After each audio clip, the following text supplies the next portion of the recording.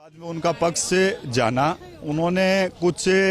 तथ्य दस्तावेज टेबल भी हमारे को किए हैं और ये करने के बाद में उन्होंने कहा भाई ये जितना भी जो पूरा प्रकरण था उसमें जो संबंधित व्यक्ति था वो फोन कॉल के माध्यम से मेरे पास में आया था और उन्होंने कहा कि मैं जोधपुर से चला जयपुर आया हूँ, भरतपुर आया हूँ, बहन जी एक बार मेरे से मिले ताकि मैं मेरी बात बता सकूं। इस पूरे प्रकरण के अंदर मैं कहीं पे लिप्त नहीं हूं। एक हो सकता है कि उन्होंने एक प्रतिनिधि के तौर के ऊपर उनके पति की भी बात की, ऋषि बंसल जी की, तो उन्होंने कहा कि वो इसमें उन्होंने उससे बात की थी, मेरा कोई इसमें प्रकरण नहीं था। तो मैंने कहा अगर समिति के मापदंड उनको यहाँ पे बुलाने के लिए आग्रह करेंगे तो हम समय अगर आवश्यकता होगी तो उनको भी बुलाएंगे, उनकी भी बात को सुनेंगे, उनके भी पक्ष को सुनेंगे। मगर निश्चित तौर के ऊपर ये कहना था कि ये जितना भी सिनोरिया जो बना है और इसके अंदर जितनी भी तथ्यता है, जितनी भी सत्यता है और एक तथ्यात्मक रिपोर्ट जो मैं देना चाह रही हूँ वो मैंने टेबल भी की है। और विशेषकर इसके अंदर जो वीडियो उन्होंने पेश किया है मीडिया के माध्यम से, जो स्टिंग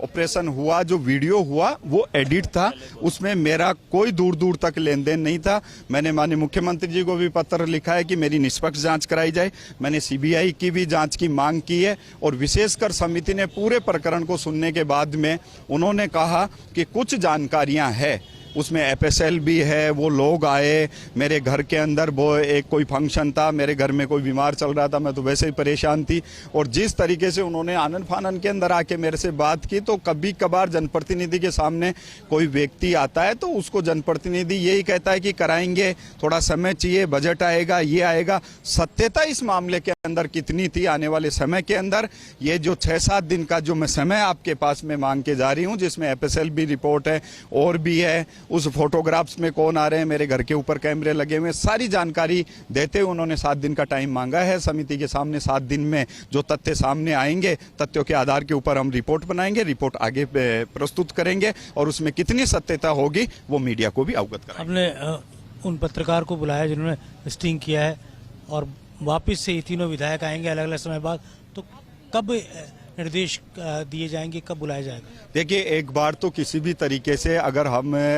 कोई मामला न्यायालय में भी होता है और लॉयर के माध्यम से अगर वो कोई तारीख की भी अप्लाई करते हैं तो वो भी मिलती है। इन्होंने फर्स्ट टाइम में ये आए और सुनवाई के दौरान जब इन्होंने बात रखी है यहाँ पे कि मेरे को 7 दिन का समय चाहिए, मेरे को 10 दिन का चाहिए, मेरे को 15 दिन का चाहिए, तो मैंने और समिति के सदस्यों ने यही बात रखी कि तमाम दस्तावेजों के साथ में आपको लगता है कि वीडियो एडिटिंग था, वीडियो के अंदर ये खामी थी, मेरा दिखाया गया, उनका नहीं दिखाया गया, वीडियो कहाँ लगा था, किसने स्टिंग ऑपरेशन किया, तमाम दस्तावेजों के सामने ये लेके आएंगे। आने के बाद में मैंने ये भी कहा कि जो आज आपने टेबल किया है, जो सुनवाई आपकी यहाँ पे हुई है, इसमें 3-4 लोगों का आपने नाम बताया, समिति अगर चाहेगी तो उन 3-4 लोगों को भी बुलाएगी और बुलाने के बाद में ये जो समय ये लेके गए, इस समय के दौरान ही समिति इनके ऊपर कार्रवाई करके आदरणीय विधानसभा अध्यक्ष को रिपोर्ट सौंपेगी। आखिरी सवाल है बस आपसे, सदाचार कमेटी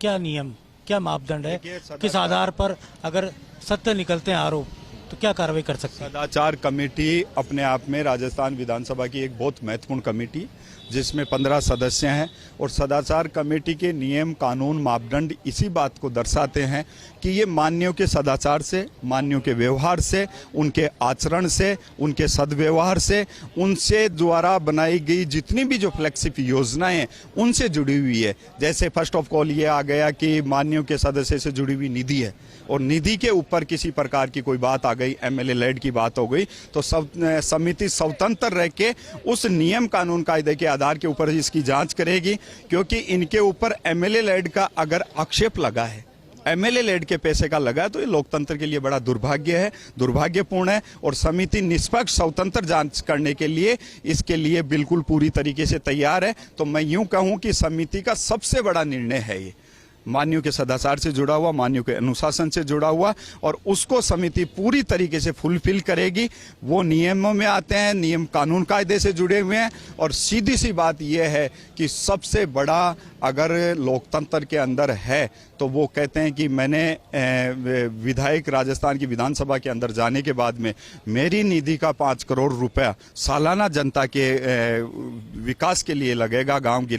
गरीब किसान की चिंता के लिए लगेगा। अगर उसके ऊपर किसी प्रकार का आक्षेप लगता है तो समिति पूरी तरीके से स्वतंत्र रह के उसकी जांच करने के लिए तैयार है। बहुत बहुत धन्यवाद। और जिस तरह से यहाँ पर समाचार कमेटी के मुखिया कैलाश वर्मा ने साफ कहा है कि जांच के बाद सत्यता पूरी तरह सामने आने के बाद, तीनों विधायकों के तथ्य सामने रखने के बाद, अलग अलग समय जब तीनों सदस्यों ने मांगा है वो समय भी उनको दिया जाएगा और उसके बाद पूरी एक रिपोर्ट तैयार की जाएगी और फिर विधानसभा अध्यक्ष के समक्ष जाकर कमेटी अपनी रिपोर्ट सौंपेगी, कमेटी मिलेगी। कैमरा जर्नलिस्ट जितेश के साथ योगेश शर्मा, फर्स्ट इंडिया, जयपुर।